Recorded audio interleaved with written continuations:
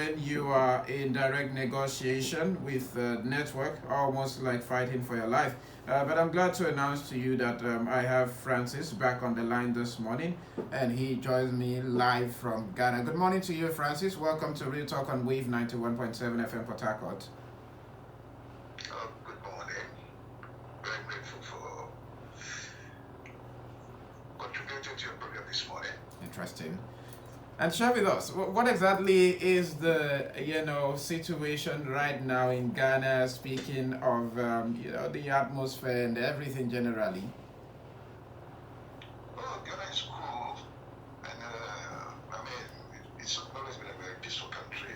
And as we speak, everybody is going about his daily duty, in a very calm way. No reports of conflict anywhere. So they are enjoying life. Interesting. But let's go to the crux of the matter this morning. You have seen the video of the men and women who are protesting and talking about the fact that Nigerians should go back, nobody should lease or rent properties to them.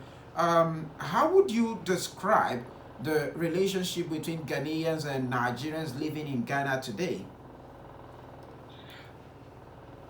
I would say there is a cordial relationship between the citizens of the two countries. Admittedly, there have always been a few problems here and there, but these are isolated cases, and I will not take them seriously. This is based purely on my belief that our leaders in the West African region have signed a protocol way back in 1979 that is supposed to promote free movement across the region. Where we have reached now, and according to the ECOWAS leaders at the time, we've reached a point where a citizen can enter, reside, and establish. Why our leaders are not promoting that? It's something I don't understand. But despite that, I think relationship between Nigerians and Ghanaians, it's very cordial. Like I said, there are some cases where a few people try to make a great trouble, but these are isolated. Interesting. Now, let me ask you, owing to the fact that your work predisposes you to meeting people on a daily basis, have you personally interacted with Nigerians, in your community, and what has the experiences been like? I'll give you a little bit of history. I was born in a part of Accra called Accra Newtown 67 years ago. And before the name changed to be called Accra Newtown, it used to be called Lagos Town because we had a lot of Nigerians living there. Some are still living there. And my very close friend in class 1, way back, was called Chukwemeka. And the second one had the surname Macaulay. So I should tell you that in Accra, there have always been this relationship between Nigerians and Ghanaians. And I have always dealt with Nigerians at various levels. And at a point in my life, I was the London correspondent of African Concord, So I have always developed relationship with Nigerians. And your old friend, Tamfiofori, became my friend along the line. So I've known Nigerians, and even where I live now, I meet a few, and I'm able to detect where you come from once they speak. So those who are Igbos, I always call them my kinsmen. So I would say that we have a problem. What I would point at is a misunderstanding by a few people who don't know what it is. And recently, our president was in Nigeria and made a speech that went viral that he's always praying for Nigeria to come out of the woods. Exactly. And he himself has lived in Nigeria before. So, and I know he has very good friends in Nigeria. So that should tell you that at a particular level, relations are very fine.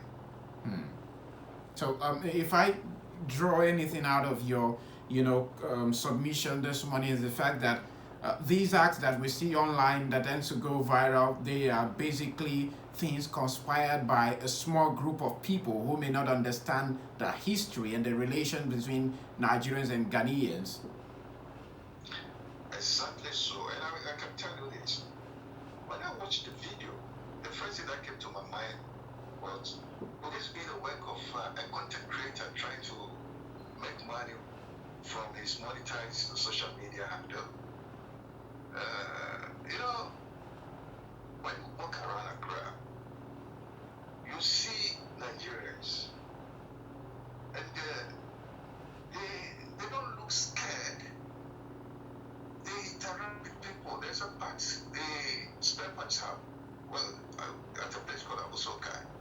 Nigerians are there. There's another part, Tiptoe area.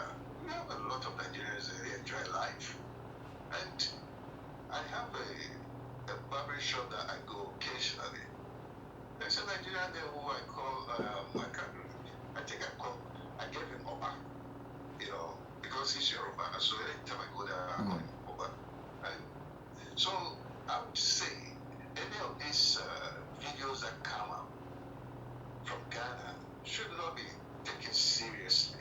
They are just work of a few people who do not understand the relationship between the two countries. I like the fact that you try to create a soft landing on this matter, and that would serve as some sort of reassurance to some other people, because by all indicators you have also been preview to date to work with people who are in government.